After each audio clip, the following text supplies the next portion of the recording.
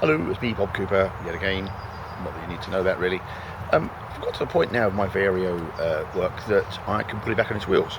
And I'm just about to go and do that. Sorry about the dirty face. Been working on it all day. So now that all the rust has pretty much been gone now, I can put the wheels back on and set it back on the ground again. But before I do that, I thought I'd give you viewers a lesson in how to do that properly. I see a lot of YouTube videos and a lot of the Facebook channels where wheels have worked loose on Varios, and it's actually ended up destroying the studs and the wheels themselves, and they're not easy to come by, so you don't want to do that. So there's a right and wrong way to do it, and it's not unusual for any van really. I've had Volkswagens and the Transits where the wheels have worked loose on them. You don't do them up properly. If you don't put the wheels back on properly, then there's a good chance they work loose, and you don't always feel it when you're driving. It's not like the steering wheel wobbles. Sometimes you don't even notice it, and you think things are odd. You know, it might rattle or something like that. Before you know it, your wheel's about to fall off. So let me just go through a couple of things, and hopefully it will help you, put your mind to rest when you're putting your wheels back on. But what you got to remember is these aren't like a car. They're not like a car wheel. These are heavy duty truck wheels really. And it's not something you just sort of nip up with a spanner or with a T-brace or whatever you get.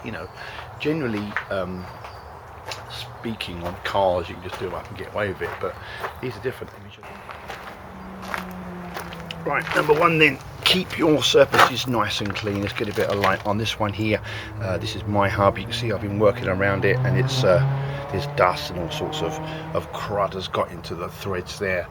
So first thing we're going to do is we're going to take all that off. We're going to clean it out with a bit of WD-40 and a wire brush, just to make sure all of the surfaces, I'll try and point to it, all of these back surfaces here are clean. Make sure the threads are clean, make sure the nuts are clean, and most of all, make sure you've got these, whoops daisy, make sure you've got these washers and they're all nice and fresh. So don't just bung the wheel on as it is. You can't really do that. You've got to make sure that all of your mating surfaces are nice and clean. So yeah, here's a video I made earlier in the year, but my thumb was over the microphone or something, so I wouldn't quite record it. What I'm saying here is make sure everything's perfectly clean. Clean up with WD-40. I also use a bit of brake cleaner there. Just make sure all of your mating surfaces and your threads are nicely cleaned out. Spin the nuts up and down, and make sure those chamfered washers, those spring washers, are on there, nice and free, facing the right way around, of course. Cleanliness here is everything. Looks a bit grubby, but I made sure my threads are all nice and clean.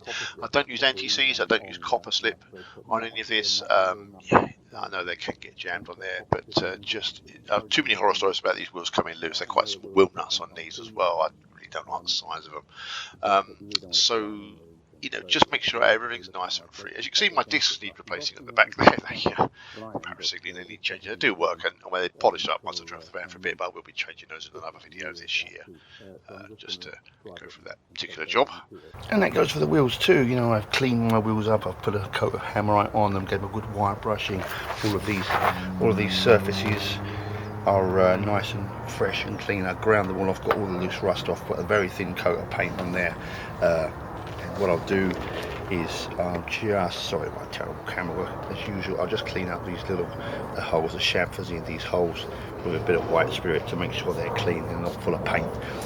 Right, so wheels are on then. Like I said, let's just recap. We've got nice clean wheel nuts, we've got nice clean mating surfaces of all the wheels here.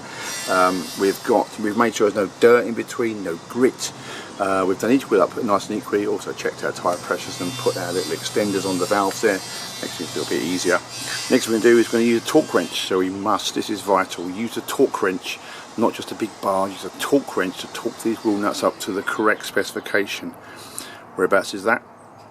It's actually in the driver's footwell on a little notice on the driver's seat base. Just show you just here inside the driver's footwell is a little red notice here. As you can see there, for mine it says tighten wheel nuts up to 160 to 180 Newton meters and then recheck after 30 miles. So yours might say something different. This is a 614D. This is what it says there. Get a torque wrench. We're going to do them up to 180.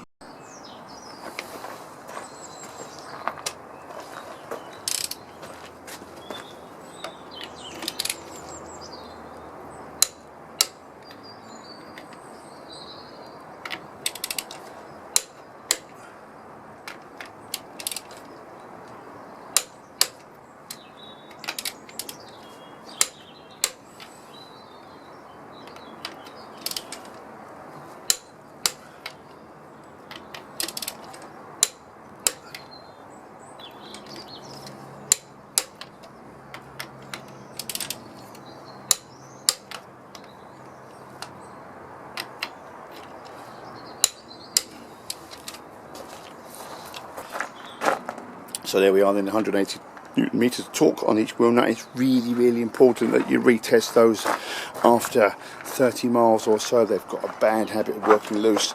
They're only quite small nuts actually. For the size of this truck you'd think they'd be bigger, but hey ho, there you go. Anyway, so I've got some Euro covers to go on here. My chrome covers go back on. I shall put those on next. There you go, then back on the wheels again. Like I say, I've just put my Euro covers on. I'll give them a check after so many miles. You know, it's a good idea to keep all of the tools you're going to need to change your own wheels.